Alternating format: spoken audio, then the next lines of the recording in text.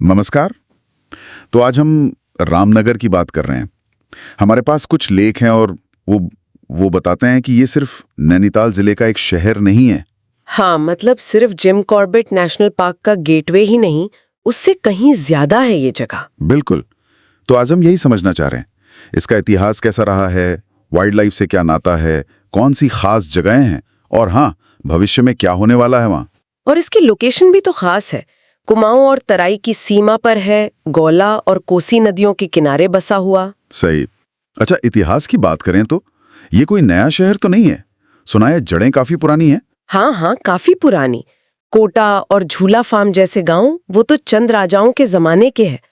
तब तो ये पूरा इलाका घने जंगल थे, यहाँ वाइल्ड लाइफ भरपूर थी। फिर ब्रिटिश दौर आया और शायद हेनरी रैमसे उन्होंने शहर को बसाया, ऐसा कुछ। हाँ, बिल्कुल। मतलब स्थापना तो 1850 के आसपास हुई थी, लेकिन 1879 में हेनरी रैमसे ने इसे ठीक से डेवलप किया, एक तरह से शहरी रूप दिया। इंटरेस्टिंग। मतलब जंगल से एक ट्रेडिंग सेंटर तक का सफर। एग्जैक्टली। रैमसे ने इसे लकड़ी, रेशम, अनाज, इन सब के व्यापार का एक जरूरी सेंटर बना दिया। उन्होंने यहाँ का पोटेंशियल देखा। और शायद इसी माहौल ने बाद में जिम कॉर्बेट को भी खींचा होगा। हाँ, कह सकते हैं। वही जिम कॉर्बेट जो पहले शिकारी थे, फिर जानवरों के संरक्षक बन गए।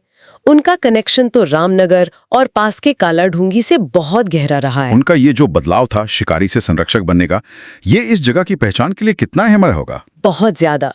कॉर्बेट ने सिर्फ आदमखोर बाघों से लोगों को नहीं बचाया, बल्कि वाइल्ड लाइफ कंजर्वेशन मतलब वन्य जीव संरक्षण की नींव भी रखी यहाँ। उन्हीं की वजह से पहला नेशनल पार्क बना है ना। जी हाँ, 1936 में भारत का पहला राष्ट्रीय उद्यान।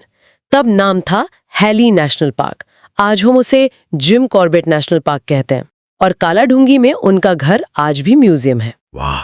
अच्छा, इतिहास से थोड़ा आगे बढ़ें तो यहाँ की ज्योग्राफी मतलब भौगोलिक स्थिति भी काफी यूनिक लगती है। नदियां हैं, पहाड़ियां हैं। हाँ, करीब 345 मीटर की ऊंचाई पर है ये। और गौला और कोसी नदियां तो जैसे लाइफलाइन है यहाँ की। नैनीताल यहाँ से कोई 65 किलोमीटर है, हल्द्वानी 50 और दिल्ली लगभग 260 किलोमीटर। और मौसम कैसा रहता है आमतौर पर? गर्मियाँ तेज होती हैं, टेम्परेचर 42 डिग्री सेल्सियस तक भी चला जाता है। सर्दियाँ अच्छी खासी ठंडी 5 डिग्री तक भी गिर जाता है। और मानसून वो जुलाई से सितंबर, तब बारिश खूब होती है। और जाहिर है जिम कॉर्बेट नेशनल पार्क वो तो रामनगर की जान है, कह सकते हैं। बिल्कुल। भारत का पहला नेशनल पार्क होना ही अपने आप में बड़ी बात है। 520 स्क्वायर किलोमीटर में फैला हुआ। क्या क्या मिलता है वहां देखने को, मतलब वाइल्ड लाइफ? अरे बहुत कुछ। बाघ तो है ही सबसे बड़ा आकर्षण, फिर हाथी, हिरण की कई किस्में, तेंदुए, मगरमच्छ, घड़ियाल और पक्षियों की तो अनगिनत प्रजातियां हैं। वाइल्ड लाइफ लवर्स के लिए तो ये जन्नत है। और पार्क के अंदर जाने के लिए जो अलग अलग जोन है, ढिकाला, बिजरानी, झिरना, दुर्गा देवी, इन सब के रास्ते रामनगर से ही जाते हैं। हाँ, ज्यादातर के लिए रामनगर ही मेन एंट्री पॉइंट है। ढिकाला, बिजरानी, झिरना, दुर्गा देवी सब यहीं से एक्सेसिबल हैं। इसीलिए तो टूरिज्म यहाँ इतना फलता फूलता है। तो मतलब सफारी और टूरिज्म यहाँ की इकोनॉमी के लिए बहुत जरूरी है। हाँ, वो तो है ही, लेकिन सिर्फ वो नहीं, बांस और लकड़ी का काम भी होता है। फलों और अनाज की मंडी भी है यहाँ। और हाँ, रेशम का उत्पादन भी होता है। पार्क के अलावा रामनगर में और क्या देखने लायक है? वो एक मंदिर का जिक्र आता है, गर्जिया देवी, जो नदी के बीच में है। हाँ, गर्जिया देवी मंदिर वो वाकई देखने लायक है। कोसी नदी के बीच में एक ऊंचे टीले पर बना है, बहुत मान्यता है उसकी। अच्छा। और फिर सीतावनी जंगल है जिसका कनेक्शन रामायण से जोड़ा जाता है। एक हनुमान धाम मंदिर भी है। ट्रैकिंग और बर्ड वॉचिंग में इंटरेस्ट हो तो दुर्गा देवी जोन बढ़िया है।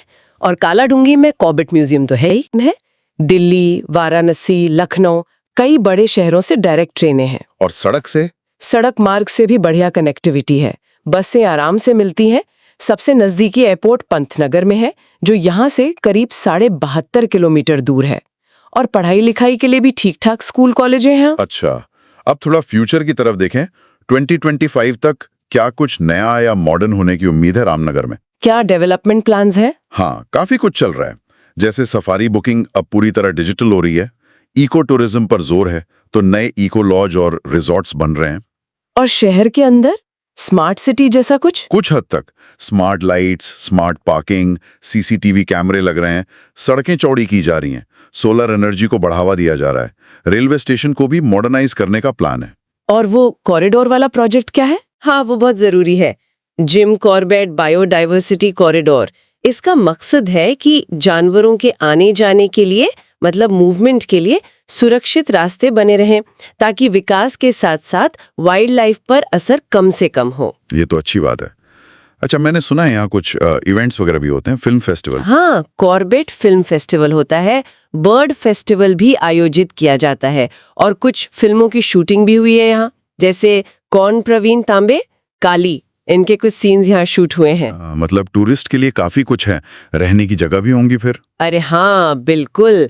120 से ज्यादा होटल और रिजॉर्ट्स हैं यहाँ, हर तरह के बजट के लिए ऑप्शंस हैं। तो कुल मिलाकर रामनगर सिर्फ कॉर्बेट का दरवाजा नहीं है, ये तो नेचर, धर्म, एडवेंचर, इतिहास, सबका एक मिक्स है। सही कहा। अपनी पुरानी पहचान, अपनी सांस्कृतिक और पर्यावरण की धरोहर को सहेजते हुए ये आगे बढ़ रहा है, मॉडर्न हो रहा है। और यही शायद वो बड़ा सवाल भी है।